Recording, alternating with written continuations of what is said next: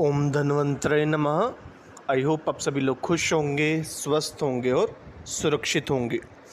तो अभी तक हमने जो है वो 14 पृष्ठों का अध्ययन कर लिया था डॉक्टर गोविंद पारेख जी की 1 से 80 तक की पेज सीरीज़ में, और आज हम 15वें पृष्ठ का अध्ययन प्रारंभ करेंगे।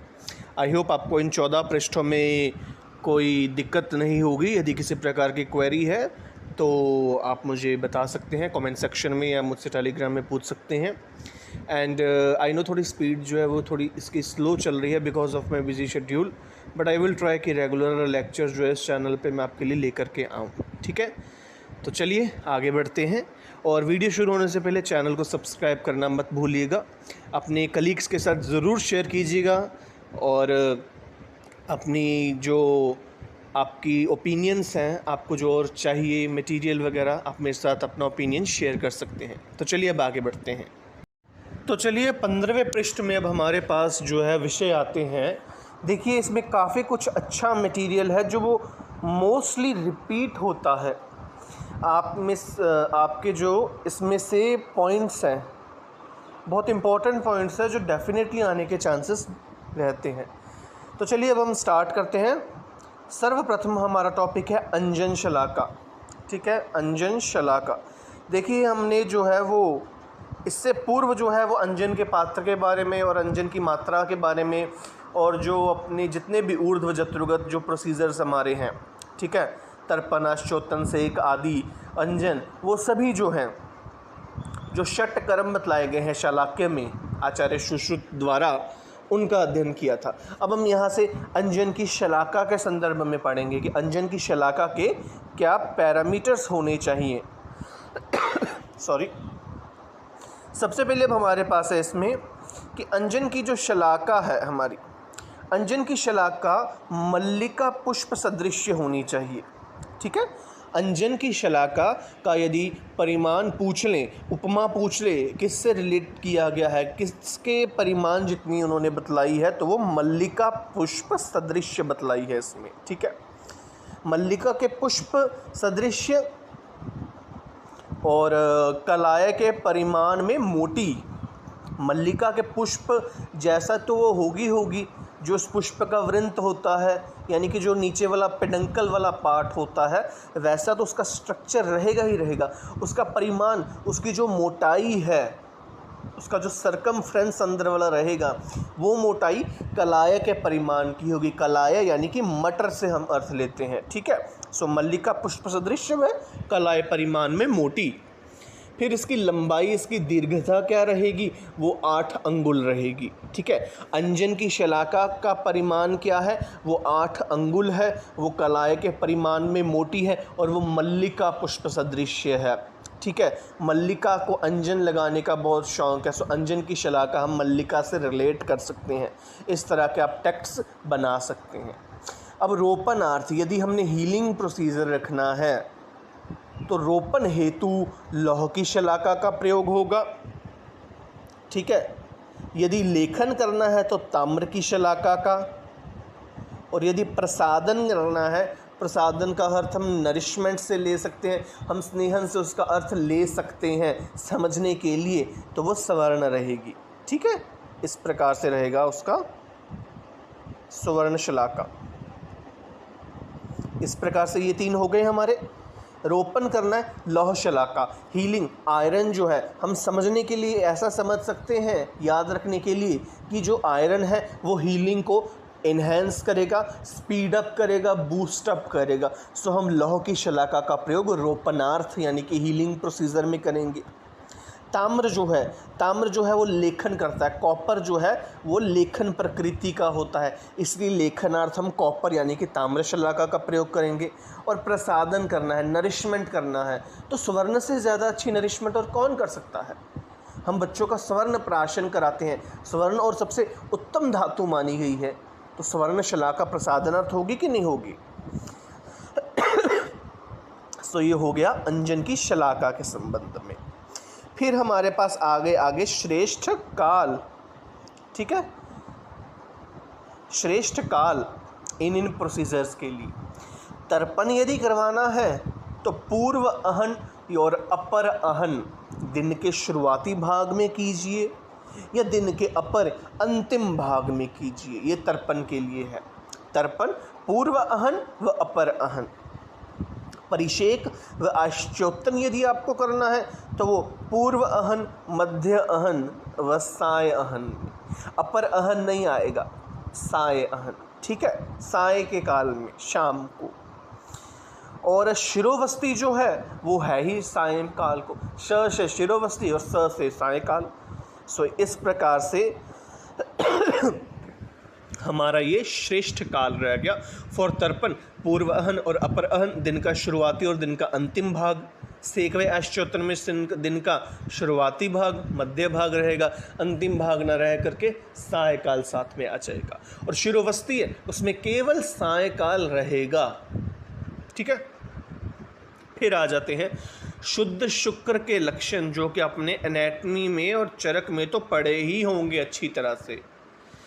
कौन कौन से आचार्य ने क्या पेक्यूलर फीचर बतलाया है शुद्ध शुक्र का, वो आता है पेपर में।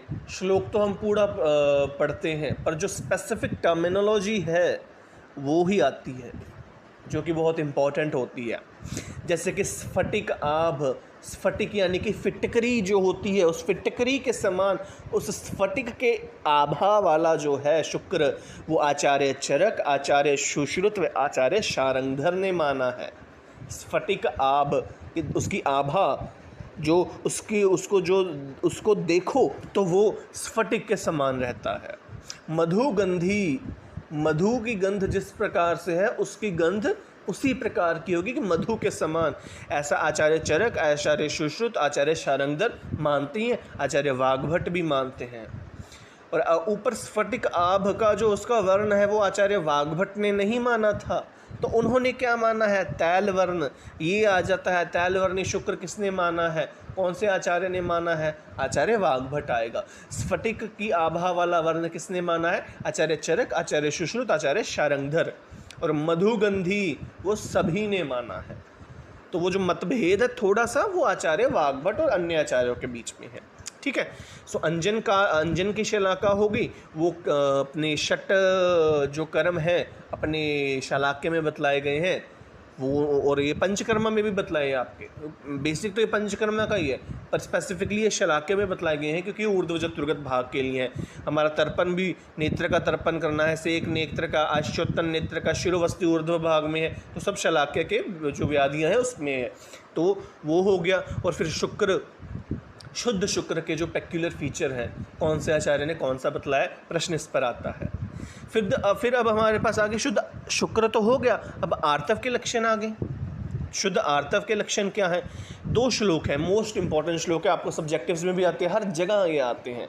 इसमें क्या रहता है, आचार्य चरक ने अपना शुद्ध आर्तव के क्या लक्षण माने हैं, गुंजा फल, कि गुंजा के फल के समान, जैसा गुंजा का फल है, एब्रस प्रेकेटोरियस, गुंजा का फल, जैसे रत्ती भी कहते हैं, लाल और कुछ काला अंश लिए जो होता है फल। अब नेट पे सर्च करना अगर आपको नहीं पता गुंजा का फल, तो गुंजा के फल सवर्ण, गुंजा के फल में जो लाल रंग है वैसे ही रक्त वर्ण का, वैसे ही लाल वर्ण का। पद्म अल्तक सनिभम, जो पद्म पुष्प है, पद्म अल्तक सनिभम उसके समान। और फिर आचार्य सुश्रुत ने क्या इसमें भेद माना है, शश अस्त्रिक प्रतिम, कि जो शश यानी खरगोश है, खरगोश के रक्त यानी उसके अस्त्रिक के प्रतिम उसके समान। यत तू यदवा लाक्षारस उपमम, कि जो लाक्षारस के समान हो। लाख लाल रंग की होती है, उस लाख का जो रस है वो जैसा है वैसा शुद्धार्तव है। सो आचार्य चरक गुंजाफल सवर्णम पद्माल्तक सन्निभम, ये 2 लक्षण मानते हैं। आचार्य सुश्रुत भी शश अस्त्रिक प्रतिम, यत तू यद व लाक्षा रस उपमम, ये 2 लक्षण मानते हैं। किसने कौन सा मानना है ये जानना ज़रूरी है। अब शश अस्त्रिक आ जाएगा तो श से स आ जाएगा, आचार्य सुश्रुत का नाम आ जाएगा, ये आप याद रख सकते हैं, टेक्ट ये हो सकता है। लाक्षा जो है, लाक्षा भग्न में यूज़ की जाती है, वहाँ भग्न में, उस काल में भग्न में लाक्षा का प्रयोग किया जाता है। आजकल भी यदि कहीं भग्न हो, फ्रैक्चर हो, किसी प्रकार का टीयर हो, तो लाक्षा जी गुल दी जाती है। तो इस तरह से आप याद रख सकते हैं कि लाक्षा का संबंध आचार्य सुश्रुत से बनाकर स से शश यानी खरगोश, और स से आचार्य सुश्रुत। तो इस प्रकार से रिलेशन बना के याद रखिएगा आप, ठीक है। 2-3 बार पढ़ेंगे तो याद रहेगा, ठीक है। और यदि बार बार रिवीजन करते रहेंगे रेगुलर इंटरवल्स पर तो कभी नहीं भूलेगा एग्ज़ाम्स तक। मानस प्रकृतियाँ, दैहिक प्रकृतियाँ तो हमने जानी हैं, अब मानसिक प्रकृतियाँ कौन सी हैं? सॉरी, आचार्य चरक, आचार्य सुश्रुत और आचार्य काश्यप ने भिन्न भिन्न भेद दिए हैं। देखिए, आचार्य चरक और आचार्य सुश्रुत ने तो 16-16 दिए हैं, उन दोनों ने तो समान मत दिया है, जो फर्दर सात्विक, राजसिक और तामसिक में डिवाइड होती हैं मानसिक प्रकृतियाँ, और आचार्य काश्यप ने 18 मानी हैं। तो ये प्रश्न इम्पॉर्टेंट है। सॉरी, तो 18 आचार्य काश्यप ने मानी है, 16 तो सभी को पता है, पर 18 किसने मानी है, ये प्रश्न आता है। ये काश्यप संहिता के पर्सपेक्टिव से भी आ जाता है। 18 मानसिक प्रकृतियाँ आचार्य काश्यप ने मानी है, 16-16 आचार्य चरक और आचार्य सुश्रुत ने मानी है। तो इनकी डिवीज़न की जाए तो अपना 7, 6 और 3। सात्विक 7 है, स से सात्विक, स से 7। राजसिक उससे कम होंगी, 1 कम कर लो, 6 हैं, और तामसिक उससे भी कम, 3 है। ये याद रख लीजिएगा। Same for Acharya Sushrut, 7, 6, 3। स से सात्विक का स से 7 आ जाएगा, फिर राजसिक उससे कम ही होगी तो 1 कम 6, फिर उससे आधा 3। फिर आचार्य काश्यप ने सात्विक को 8 माना है, राजसिक को 6 माना है, और 3 तामसिक तो है। ये तो 18 इस प्रकार से हो गए। उन्होंने सात्विक और राजसिक में 1-1 ऐड कर दिए। तो इजी सा है, आपको याद हो जाएगा, पढ़ेंगे दोबारा। फिर अगले जो 2 पॉइंट्स हैं, ठीक है, ये 2 पॉइंट्स जो है वो आपको मैं अपने नोट्स से करवाऊंगा, ठीक है। गर्भ में की गर्भाशय में स्थिति और धात्री के लक्षण क्या है, वो हम वहाँ करेंगे। ये जो 2 पॉइंट्स हैं अपने नोट्स में करवाऊंगा, ठीक है। तो हम नोट्स की तरफ चलिए बढ़ते हैं, और उस वहाँ जाने से पहले जो है वो हम यहाँ पे कुछ पॉइंट्स कवर कर लेते हैं जो बचे हैं, ठीक है। सो यहाँ पे हमारे पास नवजात शिशु की परिचर्या में प्रथम उपक्रम, आई होप आप सभी ने कौमार भृत्य में पढ़ा होगा, ठीक है। नवजात शिशु की परिचर्या में प्रथम उपक्रम आचार्य चरक ने माना है प्राण प्रत्यागमन, यानी कि नियोनीटल रिससिटेशन, उसे रिससिटेट करना, ठीक है। आचार्य सुश्रुत और आचार्य वाग्भट ने प्रथम उपक्रम माना है उल्वा परिमार्जन, यानी कि जो वर्नियक्स कैजियोजा उसके शरीर के बाहर जो होता है उसको साफ करना। सो आचार्य चरक ने प्राण प्रत्यागमन माना है, और आचार्य सुश्रुत और आचार्य वाग्भट ने उल्वा परिमार्जन माना है, ठीक है। ये 2 पॉइंट्स हो गए नवजात शिशुपचर्या में प्रथम उपक्रम, ठीक है। सो अब हम नोट्स की तरफ जाते हैं और वापस यहाँ पे आएंगे, ठीक है। चलिए नोट्स की तरफ चलते हैं। तो चलिए अब हम जो 2 पॉइंट्स हैं जो हमने नोट से करने थे वो यहाँ करते हैं कि गर्भ की गर्भाशय में स्थिति क्या बतलाई है, ठीक है। यहाँ पे कुछ ऐड ऑन करना था, डेट्स वाई मैंने जो है अपना अलग से इसको नोट्स में करवाने की कोशिश की। और जो प्रीवियस है वहाँ जो इससे पहले हमने वो किया था अपना प्रथम कर्म जो बालक की परिचर्या में, वहाँ जो है अपना आचार्य वाग्भट का जो है वहाँ उन्होंने थोड़ा रॉन्ग दिया था, उससे काट कर आप उल्वा परिमार्जन कर लेना। सो आचार्य सुश्रुत आचार्य वाग्भट उल्वा परिमार्जन करेंगे, और आचार्य चरक ने प्राण प्रत्यागमन बतलाया है नवजात शिशु परिचर्या में। तो चलिए अब हम यहाँ बढ़ते हैं अपना, जस्ट अ सेकेंड।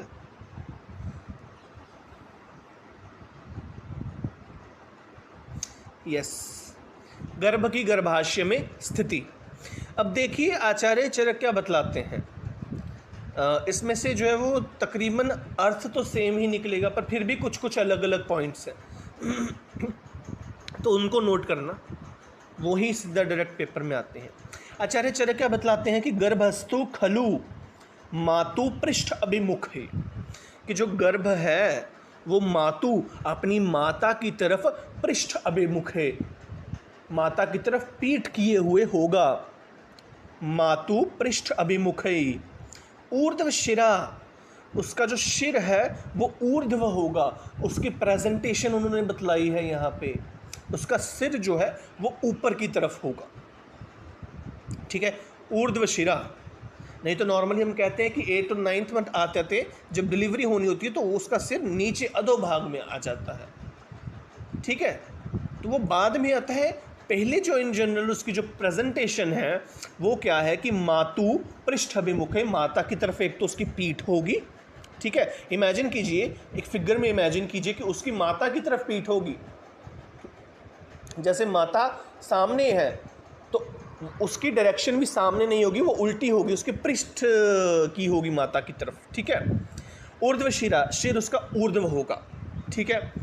संकुच्य अंगानस्त्येन अंत्य कुक्षो, सारे अंग जो संकुचित होंगे। नेचुरल जो फ्लेक्शन पोजीशन जो बतलाई जाती है, जो गर्भ की स्थिति जो फ्लेक्शन वाली होती है वो होगी। सो आचार्य चरक ने जो 3 पॉइंट्स बतलाए हैं कि मातु पृष्ठ अभिमुखै, ऊर्ध्व शिरा, संकुच्य अंगान्यस्त अंत्य कुक्षो, माता की तरफ पीठ होगी, सिर ऊपर होगा और अंग संकुचित होंगे। आचार्य चरक का ये मत है। आचार्य सुश्रुत क्या मानते हैं, उन्होंने क्या अर्थ सेम दिया पर टर्मिनोलॉजी कुछ अलग दी है। आभुग्नो अभिमुख शेते, आभुग्नो अभिमुख शेते यानी कि आभुग्न यानी कि नेचुरल जो फ्लेक्शन पोजीशन है वो होगी। वहाँ संकुच्य अंगान्यस्ते अंत्य कुक्षो था कि संकुचित अंग होंगे, यहाँ आभुग्नो अभिमुख शेते, सब कुछ अभुग्न फ्लेक्शन पोजीशन होगा।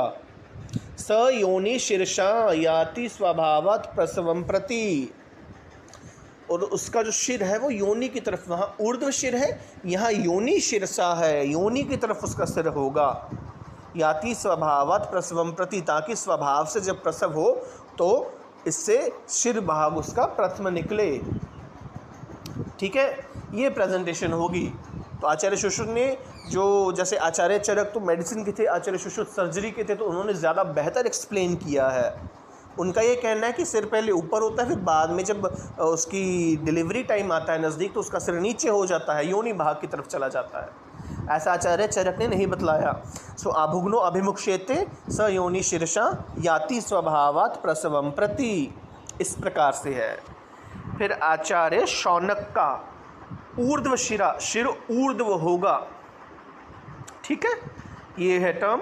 आचार्य भारद्वाज ने अवाक शिरई, उसका सिर जो झुका हुआ होगा, अवाक झुका हुआ, अवाक शिरई।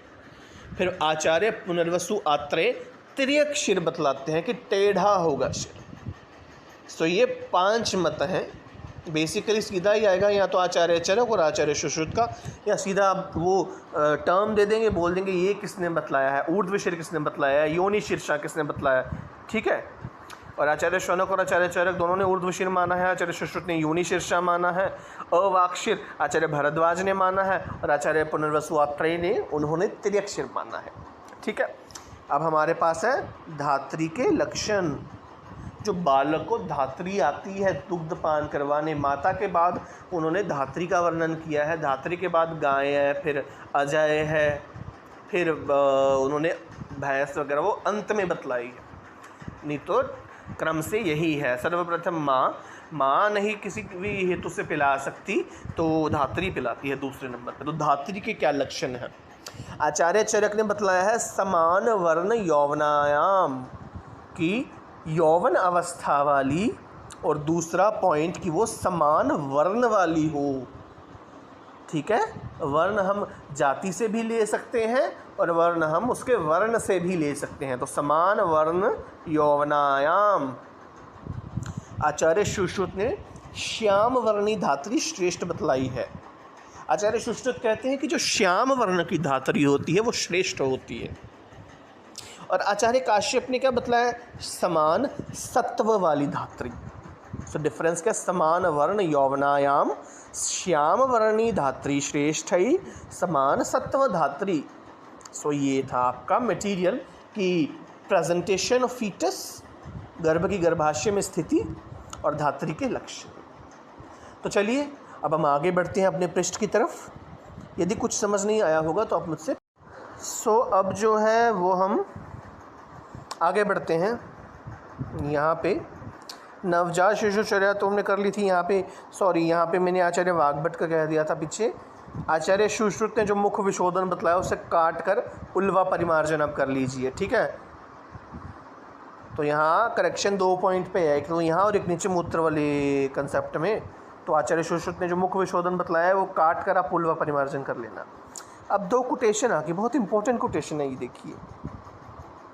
ये है अग्नि के संबंध में। ये कोटेशन किस आचार्य ने कही है, कहाँ बतलाई गई है, ऐसा पूछा जा सकता है। ये कोटेशन सही है या नहीं है, वैसे भी पूछा जा सकता है। सो आचार्य चरक ने सूत्र स्थान के 5वें अध्याय में जो मात्रा अशीति अध्याय में बतलाया है, क्या बतलाया है कि यहाँ आहार मात्रा पुनर्अग्नि बल अपेक्षिनी। आचार्य चरक ने क्या कहा है कि आहार की जो मात्रा है कि किस व्यक्ति को किस प्रकार का कौन सा कितना, बेसिकली कहा जाए तो उस आहार, वो आहार कितनी मात्रा में, मात्रा के कंटेक्स्ट में है ये कि कितनी मात्रा में उसे खाना चाहिए, हर व्यक्ति का अलग अलग होगा। तो इसका अर्थ क्या है, पुनर्अग्नि बल अपेक्षिनी, यानी कि वो मात्रा that directly depends upon the अग्नि, उस अग्नि की अपेक्षा करती है। जिस प्रकार की अग्नि, जैसी अग्नि, वैसे उसके आहार की मात्रा रहेगी। नेचुरली जो इनडाइजेशन से सफ़र करते हैं, मंद अग्नि वाले होते हैं, उनको हम अधिक मात्रा तो देंगे नहीं, ना ही गुरु आहार देंगे। तो इस प्रकार से है। आचार्य वाग्भट ने अष्टांग संग्रह सूत्र स्थान के 11वें अध्याय में क्या बतला दिया कि मात्रा पुनर्अग्नि बल आहार द्रव्य अपेक्षिनी। आचार्य चरक केवल अग्नि के बल पर मानते हैं, जबकि अष्टांग संग्रह में आचार्य वृद्ध वाग्भट ने जो मात्रा है वो अग्नि बल पर तो मानी है कि अग्नि का जैसा बल वैसी मात्रा, साथ ही साथ आहार द्रव्य के अपेक्षित भी उन्होंने की है ना। गुरु है कि लघु है, किस प्रकार का आहार द्रव्य है उस पर भी डिपेंड करता है। सो ये पॉइंट याद रखिएगा कि आचार्य चरक ने केवल अग्नि के बल पर अपेक्षित किया है, उन्होंने द्रव्य को नहीं बतलाया कि द्रव्य गुरु है कि लघु है। आचार्य जो वृद्ध वाग्भट हैं उन्होंने अग्नि जो अपना आहार द्रव्य को भी कंसीडर किया है, ठीक है। इस प्रकार से रहेगा। और लास्ट हमारे पास है मूत्र के गुण। आचार्य चरक ने जो मूत्र के गुण माने हैं, कफ शामक, उन्होंने तीनों दोष पर मूत्र का एक्शन बतलाया है। ये याद रखिएगा कि मूत्र, नेचुरली मूत्र जो है वो थोड़ा तीक्ष्णता की तरफ होगा, उसके जो गुण धर्म है वो कफ से विपरीत होंगे, नेचुरल सी बात है। तो वो कफ शामक तो होगा ही होगा मूत्र। और मूत्र जो है वो वात का अनुलोमन भी करेगा। और यहाँ आएगा कर्षेत पित्तम अधोभागम, कि पित्त का अधोभाग से कर्षण यानी कि रेचन करेगा, अधोभाग से पित्त का रेचन होगा, तो वो रेचक एक्शन भी होगा मूत्र का। कफ शामन, वात अनुलोमन और पित्त का अधोभाग से रेचन। आचार्य वाग्भट क्या कहते हैं कि वो, आचार्य चरक ने जो पित्त को कहा था कि वो रेचन करेगा पित्त का, आचार्य वाग्भट कहते हैं ये इंपॉर्टेंट चीज़ है कि मूत्र तो है वो पित्त का वर्धन करता है। ये आचार्य वाग्भट कहते हैं, ये याद ही रखिएगा आप किसने कहा है ऐसा। और आचार्य सुश्रुत ने त्रिदोष शामक यहाँ टर्म लिखी है, उसे काट कर आप कफ वातग्न कीजिए, ठीक है। सो इस प्रकार से तीनों आचार्यों के मत से उन्होंने मूत्र को इन जनरल क्या बतलाया है, उसकी क्या प्रॉपर्टीज़ बतलाई हैं वो ये है, ठीक है। कफ वातग्न आचार्य सुश्रुत मानते हैं, पित्तवर्धक आचार्य वाग्भट मानते हैं, और कफ शामक, वात अनुलोमक और पित्त का अधोभाग से रेचन करना, कर्षेत पित्तम अधोभागम, ये आचार्य चरक मानते हैं। सो इसी प्रकार से आपका ये 15वां पृष्ठ संपन्न हुआ। यदि किसी प्रकार की क्वेरी है, कोई डाउट है, you can ask me in my comment, और जो हमारा कमेंट बॉक्स होता है यहाँ टेलीग्राम में, या मुझे आप मैसेज भी कर सकते हैं, ठीक है। ज़रा सा भी वीडियो अच्छा लगा हो, वीडियो को लाइक कीजिए, कमेंट कीजिए, शेयर कीजिए, अपने कलीग्स के साथ वीडियो को शेयर करना मत भूलिएगा, और चैनल को सब्सक्राइब ज़रूर कीजिएगा। मैं कोशिश करूँगा कि आपके लिए रेगुलरली मैं वीडियोस लेके आऊँ, आपके लिए जो हेल्पफुल रहें। इन पृष्ठों को तो हम पढ़ेंगे, साथ साथ अन्य इन्फॉर्मेशन भी मैं, अन्य टॉपिक्स जो है वो मैं लेकर के आने की सोच रहा हूँ। तो चैनल के साथ बने रहिए और शेयर कीजिएगा। धन्यवाद, मेहनत करते रहिए। Take care.